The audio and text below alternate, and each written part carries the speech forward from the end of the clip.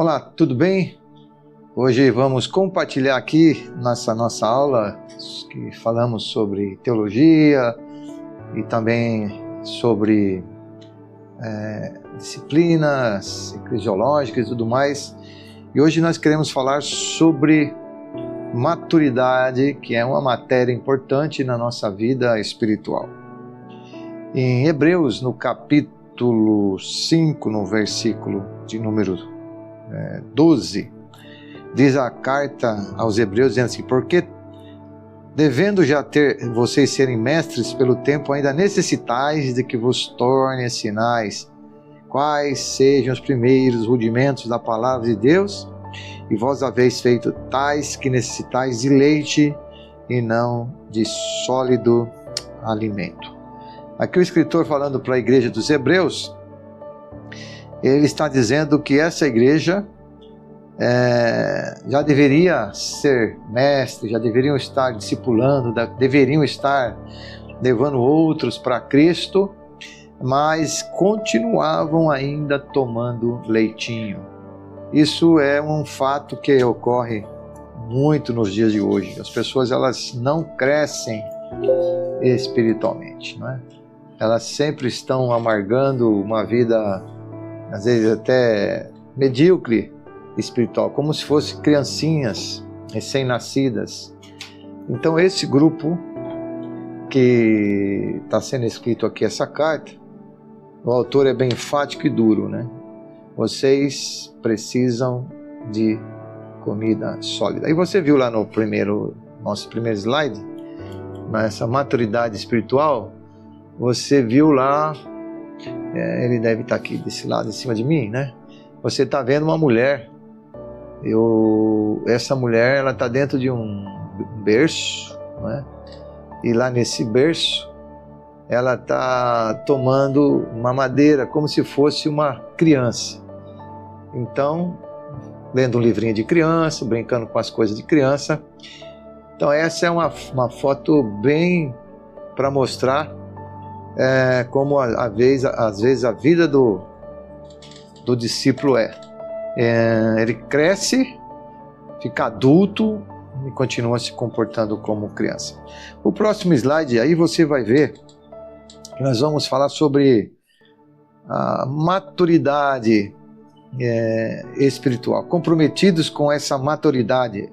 Como descobrir essa maturidade? Em Efésios capítulo 4, versículo 14, diz assim, olha: para que permaneçais perfeitos, plenamente seguros em toda a vontade de Deus. Esse é Colossenses 4:12b. Para que não sejam meninos, antes cresçamos em tudo naquele que é o cabeça, Efésios 4:14. Então nós precisamos crescer. Então qual é o foco? O foco principal de uma vida cristã autêntica. Então nós precisamos pelo menos basear em 4 hábitos que todo cristão deveria desenvolver na sua vida. E esses hábitos, eles são necessários para o crescimento espiritual de cada um. Então você que está me ouvindo, você pode pensar nisso. Então é uma necessidade de nós nos equiparmos com habilidades que Deus nos dá para crescermos na maturidade espiritual. Então a ideia é equipar você que está me ouvindo, entender que você tem habilidades e possa crescer espiritualmente. Também quero pensar que nós podemos explicar sobre instrumentos que você precisa ter para manter alguns desses hábitos para o crescimento. Então, você pode pensar nisso comigo hoje, não é? Nesse fato. Então, o foco é esse, não é?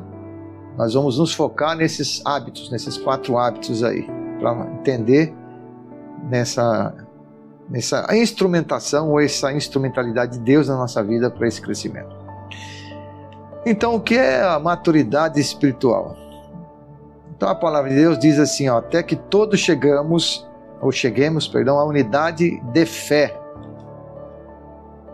e do pleno conhecimento do Filho de Deus ao estado de homem feito, à medida da estatura da plenitude de Cristo. Então, o que é maturidade espiritual? É você conhecer a Jesus como seu Senhor e Salvador, você ter uma unidade de fé. O que é essa unidade de fé?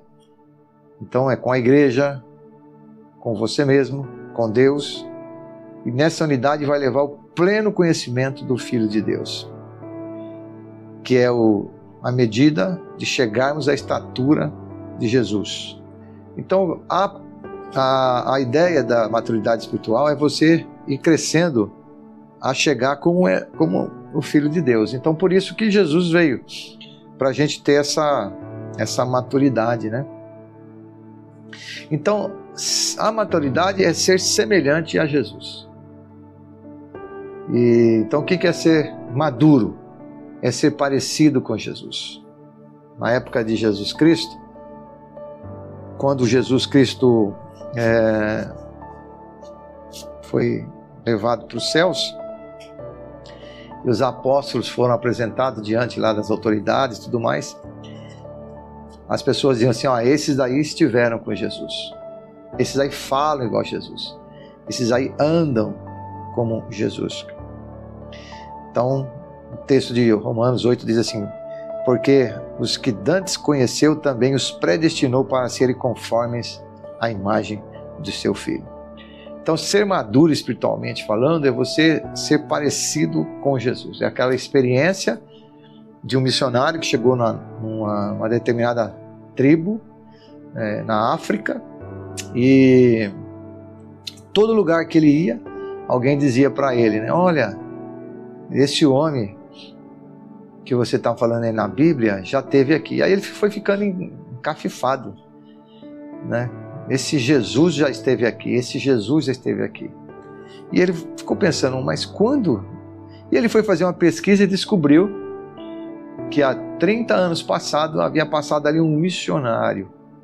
E os índios então, né, os da terra ali, acharam que aquele homem era o Jesus.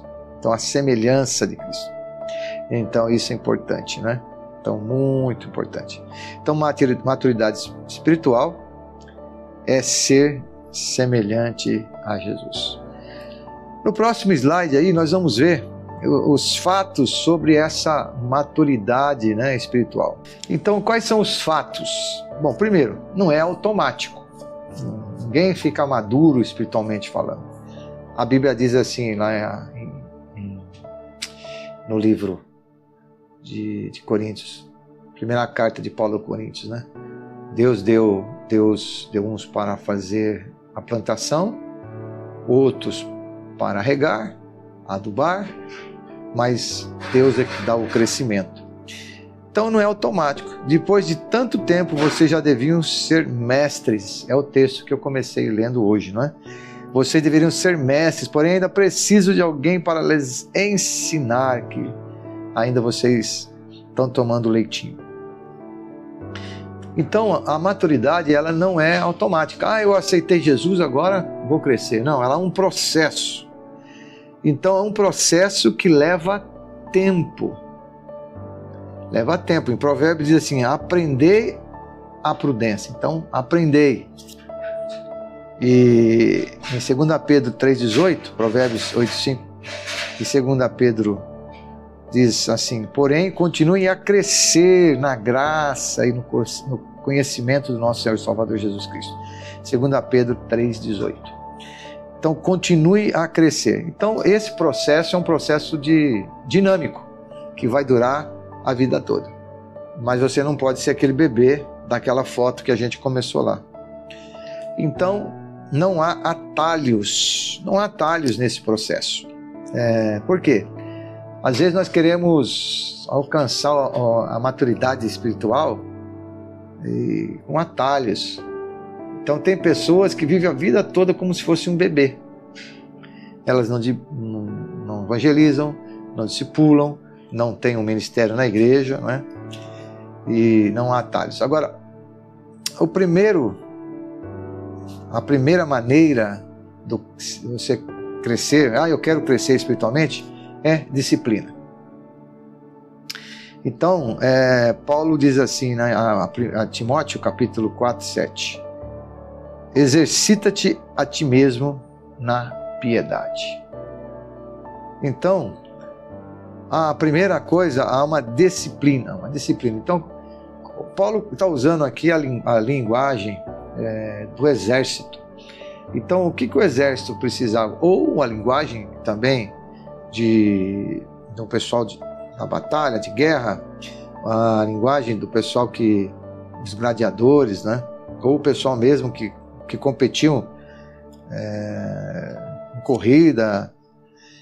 Então, a primeira exercita-te a ti mesmo na piedade. Então, Paulo não está dizendo para alguém exercitar para você, mas você mesmo. Então, o exercício corporal, ele vai fazer com que você cresça, lute, você ficar melhor para o exército, para a guerra, mas a disciplina é o que leva a isso. Então, a disciplina de levantar cedo, a disciplina de você, né, gastar o seu tempo certinho e tudo mais. Então, o próximo slide, que já está aí, enquanto nós estamos falando de exercitar, então há algumas maneiras desses exercícios que a gente vai logo ver. Então, a maturidade, ela há uma necessidade de nós entendermos o que é ser maduros e entendermos o que é ser discípulos ou discipulado.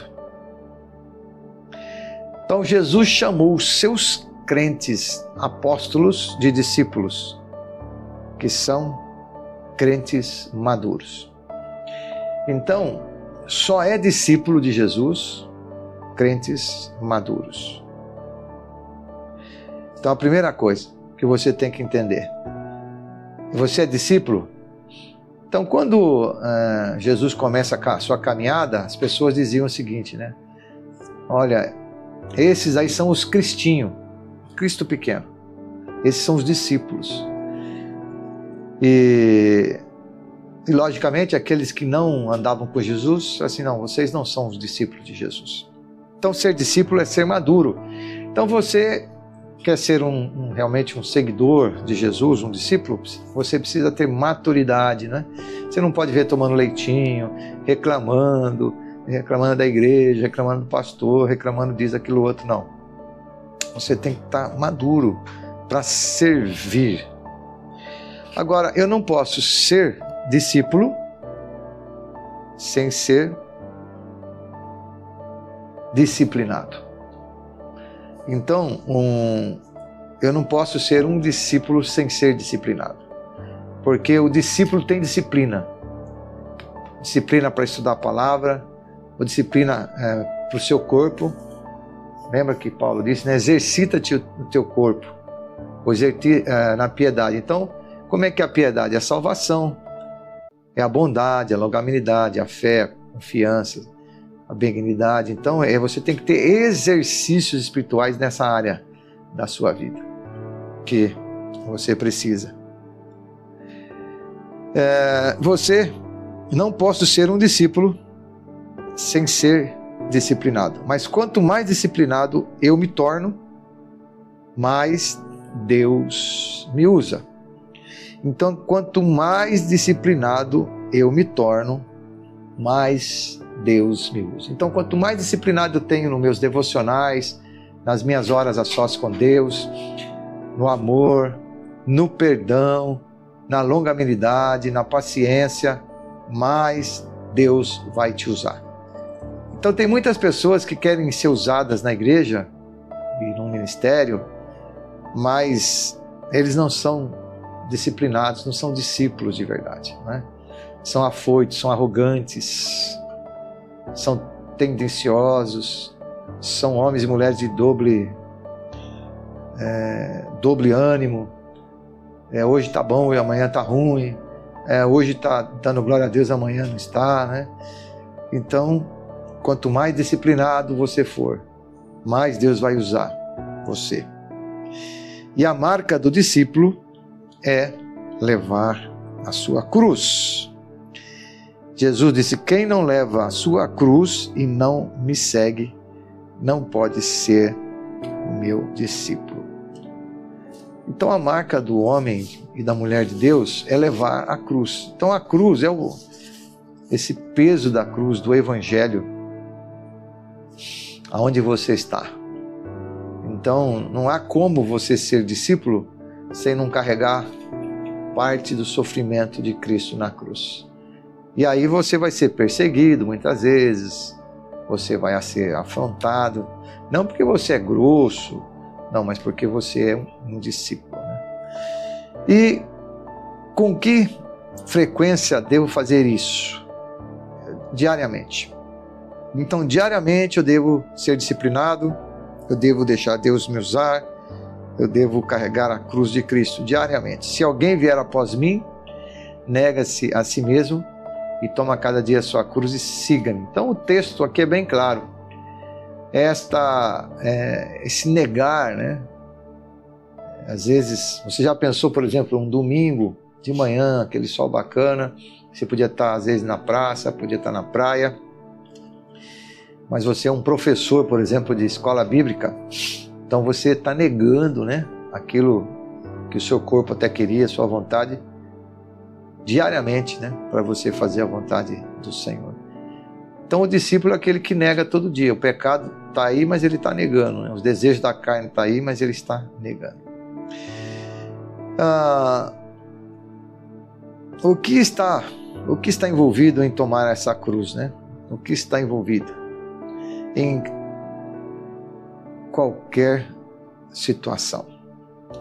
Então, o que está envolvido em tomar a cruz em qualquer situação?